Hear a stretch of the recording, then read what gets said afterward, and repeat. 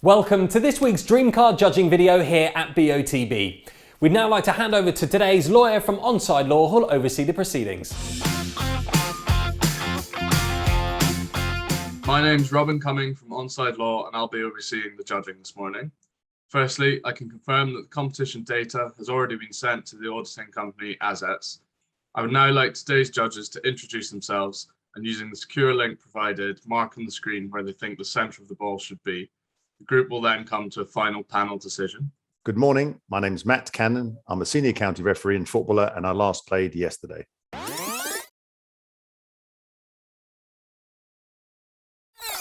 Hi, my name is Jeremy Ndonka. I've been involved in football for over 30 years, first as a player and then as a referee.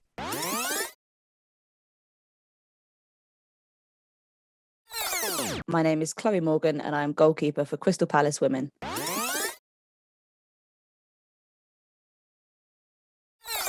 Hi, my name is Matthew Ray.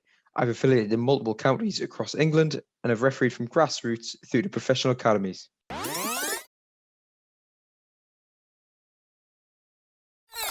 Hi, my name is Kieran Fitzgibbon. I've played football for more than 30 years and am now a senior county referee.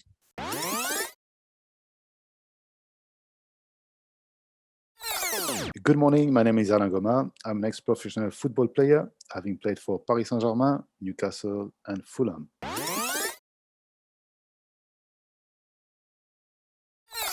Good morning, my name is Hugh Gilroy. I'm a referee, mentor, tutor and observer.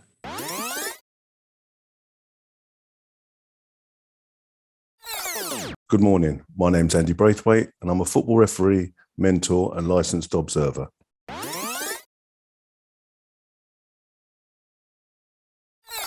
Good morning, my name's Peter Giorgio and I'm a futsal and football referee.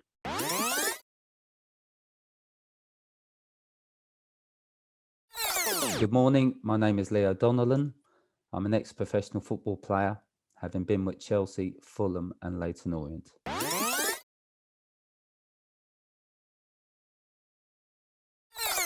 Judges, please now come to a final panel decision. For your reference, the larger white cross is the calculated average of the 10 individual selections. Thank you very much, Robin. Good morning, everybody. Morning, Matt. Morning, Matt. Good morning. So we've got 5 players in shot, 3 in the background, sort of blurred. They're looking in the general direction of the play. And we've got 2 players. The player in green looks quite comfortable. His arms just slightly raising and he's looking up slightly to his right. I think we all agree.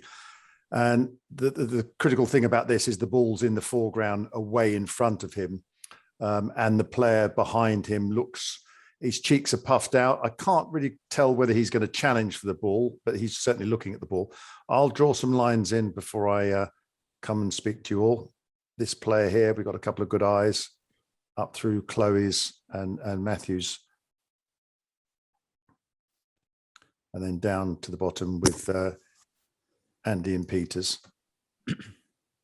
And this player, we've got a fairly big spread with, I'll just get rid of that one, sorry. From this player up through Alain and then over to our left through Chloe's. So Chloe, I'll come to you first. Yours the yellow cross to the left of the majority of our choices. What did you see happening?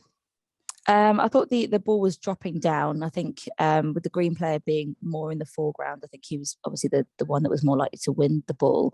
To me, his facial expressions didn't seem that he was going to head the ball. There's no kind of scrunched up forehead or any kind of sign of impact or imminent impact on his face. So I thought maybe it was going to come down as a chested ball. I think the only difference in my cross, obviously, it's slightly to the further over to the left of the picture. I took his eye line, the green player's eye line, as being slightly more to the left, given that there was quite a lot of whites in his eyes towards the right-hand side of his eye, our right. And I felt that his expression was, or his head was pointed more over to the left. And I think given his body shape as well, his left shoulder seems to be dropping down as if the ball is coming across. So that's why I put my cross slightly over, further over to the left. But I think generally speaking, that the height of my cross is sort of in and around the majority of the judges. No, absolutely. I mean, obviously, we don't know how far in the foreground the ball is either. So, it, exponentially looking at a 2D picture, it could be a lot closer if it was just further out. But thanks very much. And I've come to you first because if I do put the magnifier over the top of this calculated average, you're quite a long way away from the majority. So I will, at the beginning, remove you and then redraw this line back up, which gives us a much tighter line before our next up from this player in green. And I think that's a sensible thing to do so we can come to the next sort of set of judges. Alain, I'll come to you next. You're the purple cross. You're ever so slightly higher than everybody. I'll put yours, the magnifier over yours. What was your view? Yeah, no, I think as Chloe mentioned, I think the ball is in the foreground. Player in green, I think is more static and is waiting for the ball to drop down towards him. And he's got his arms up. Not sure if, I think, Mo is going to try to control it rather than head it. Player on the left is on the move. I think he's coming towards the ball. But yeah, it's a tricky one due to the fact that the ball is in the foreground. So it's a 3D pictures, in fact. And but I thought, looking at the player in green, when you look at his left eye, I think he's looking slightly on his right, but not so much as my colleagues suggest. Yeah, thank you. And Matthew, I'll come to you. You're just on the furthest left as we're looking at the photograph, to the right of the green player. Do you agree with that? Yeah, I think it's going to come down and chest that ball. I think the ball's a little bit far off so far. I don't think it's imminent, which is why I've placed it a little bit higher. But we've got four good eyes to go off, and yeah, that player over in the red, I think his eyebrows slightly raised and just looking that a little bit further up. So I've placed it there. Lovely, thank you very much. And just below you, Ari, you're really in the mix of this, in the middle of everybody. What's your view? Well, thank you, Matt. Well, I felt as well that the play in green is about to control the ball. He's going to chest it. I feel that. Player in red, he is arriving to the situation. He's going to arrive already late, so he's not going to be able to challenge for this first contact with the ball. When I drew my lines, I felt exactly the same as Alain just said. That the left eye of the player in green, that one over there, it's exactly on that direction where. But then when placing the other line on the other eye, I felt okay, fair enough. But I had to place one in the middle, in the center of his from his nose per se. That's how I got my centered position on that one, because if I would focus one or the other, I decided to go center. Yeah, again, with the ball in the foreground, the eyes will meet, and we just don't know how far in front of the player in green it is. So that's a fair point. Thank you. And I'll come to you, Peter, and then you, Andy, afterwards, because you're on the same trajectory up as Ari and Matthews. So, Peter, you first. Your lime green cross. How did you see it? Yeah, I saw it very much similar to everybody else. A player in green, very comfortable, very passive in his body language. So he could either be coming into him, maybe bouncing ball, possibly because he's so passive. If the ball's coming into him, maybe he'd be a bit more tense. Don't know. Again, it all depends on how far you think the ball is away from the player in green. Purple player, he's coming in. He's seen what's happened, trying to influence the play in some shape, form, or size. And I've gone slightly flatter than anything else because I just felt that he was looking that much more flatter, coming across with the intersection with the player in green, and that's where I put the centre of the ball. Great, thank you. And Andy, as I said, you're just below Peter's there. Did you agree? Pretty much what Peter said there. Thanks, Matt. The guy in green, as he said there, pretty passive. Quite rightly, as Peter said, I think that the ball is bouncing. He's got it under control. He's under no pressure from anybody else. The guy, for me, in claret, is just a little bit further back. His eyes are fixed on the ball, so he hasn't got the guy in green to block him, whatever. To me, you could tell by his two eyes that he's just fixed firmly on the ball, but he's got no intention, in my opinion, to try and play the ball, because the guy in green, they say, is completely in control of that particular situation. Yeah, great. Thank you. And then we've got the sort of four of us on the right side of this calculated average. I'll come to you first, Kieran. You're just at the bottom of this sort of main cluster. Yes, thanks, Matt. How do you see it? Yeah, I'd like to agree with a couple of comments that my colleagues have made. I agree with Andy that the player in claret is a little bit further behind. It's looking a little flatter than the player in green, but I think that's because he's a little bit further behind. But I also want to pick up on the point that Harry made, which I think is important, is that the two eyes on the player in green are not looking in exactly the same direction. And so it's kind of whether you think that one eye is more dominant than the other. That's probably why I place my cross a little bit to the right of others, but I think that's the reason why, because I think his eyes are not quite looking in the same direction. Okay, thank you. Leo, you're next. You're just there. You're right in the middle of everything. What was your view? Yeah, hi, mate. Yeah, the player in claret, I didn't think he was looking too steeply, so I judged the height from where I thought he was looking. I think the player in green, I agree about the comments about the eyes. I think the reason I went I basically went directly above his right eye, because I thought that was the eye I really judged it on. That I felt it was above him there. I think he's comfortable, Matt. I think he's probably going to chest the ball, and I think it is imminent. I think it's very close to him. Yeah, thank you. And just above me is you, Hugh. There's your blue cross. How did you see this? Yeah, very, very similar. As everyone said, that the guy in claret is behind, and I didn't feel he was kind of challenging for it yet. So I think he's further than it looks, certainly. And I think almost where you've drawn those two red lines is not too dissimilar from where I drawn them. And I went in the middle because I agree. I don't think they don't kind of overlap as they might do usually. And I think in the bottom right of the picture, that's his other hand, the green player. So I felt he was just either going to bring it down on his chest or bring it down and turn. So yeah, I just felt it was kind of right above him, and kind of player in claret was just on looking, but at that similar angle through kind of the middle of it. Yeah. So we all agree that the ball's dropping. A few people have suggested it could be bouncing, which would make sense with the passive nature of the player in green.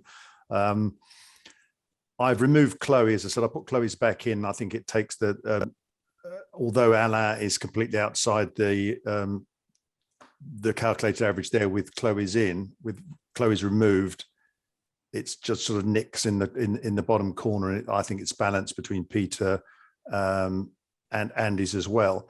I will draw a couple of lines up from the players, because I said, as Ari said before, that's how we also will look at where the players are looking when we've got eyes that we don't think are looking in all different, in the same direction necessarily. And I think it gives us a good split. Again, we have the majority, I suppose, of people are above the orange player's eye line. So there could be an argument that if we removed Alain's,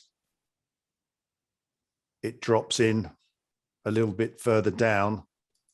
So let's start with debating that. I mean, I said I think it again is balanced between Peter and Andy's. But can we have I wouldn't say, well, let's have a vote on whether we remove Alain's to drop it into the middle. And if it does give we still got the majority above. So let's have a discussion about that. And if you want to see anything else with others removed and the calculated average moved, that's great as well. So Ari, I'll go to you first. Thanks, Matt. Well, I felt that on this one, I don't feel that is that as high as Alan is, and I don't feel that is as low as the other two crosses are as well. So, and I feel that the balance that we have in the middle with that big cluster would be better to judge with all crosses the way they are now, because the one above and the two below, they are balancing each other. Yeah. And if we remove them, we just lose too many judges on it. On Yeah, the no, receipt. sure. It does move it a bit further away from your own, so that's a fair point. So Yeah. thank you, Chloe. I will come to you. I know I've removed you. There's yours out to the left, but I'd value your opinion as well. I think in removing Alan's, it obviously brings the cross closer to mine, slightly over to the left, slightly. But I think in removing Alan's, I mean, I agree with Ari there. I think it would get to the point where you'd start to remove the other outer judges as well. So I'd be quite happy to keep Alan in. Yeah, thank you, Matthew. Yeah, average with Alan in is good for me. Great, thank you, Kieran. Yeah, although it moves it a little bit closer to mine, I think it's better because otherwise you've got too many above the cross. So I'd leave him in. Yeah, great. Thank you, Hugh. Yeah, I agree. I'm kind of in that same segment. If you split it into 4 squares as you've drawn those lines, so I personally think it is up there. So it's not unfeasible. So it shouldn't be removed. So happy with it in. Yeah, Andy. 2 things from me, please, Matt. Obviously, where my cross is obviously where I believe it should be. But having said that, I do think that it is feasible where Alan's is now. Sort of looking at if you used to put the magnifier over it, to me that is a feasible position. The other point that I just want to make a random point. What people were saying about the guy in green's eyes, one looking one way or the other.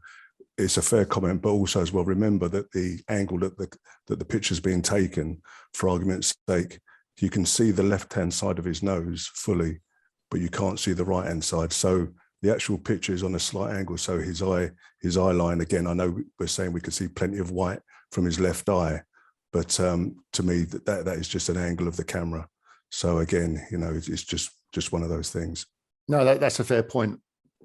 And with the ball further in the foreground, the eyes would meet because we're obviously looking at a 2D picture. But so that's a very good point. Thank you, Peter.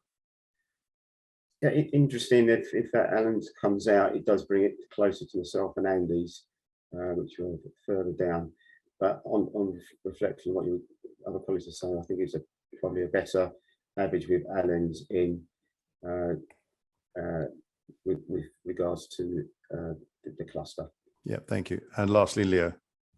Yeah, I spoke about the player's right eye, Matt, sort of being, my cross sort of being directly above that. I think Alain's is a little bit to the right. However, with us as a group and with the average, I think we should keep him in. Yeah, sure. No, I totally agree. Okay, that's great. And I don't think there's any point debating Peter or Leo's been taken out. We got the same thing. So I think this calculated average is very good.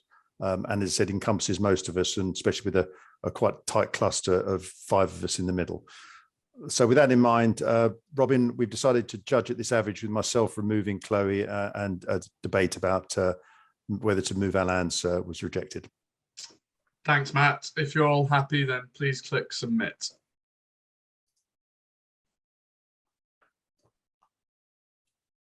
Thank you, judges. The coordinates selected are 27971043.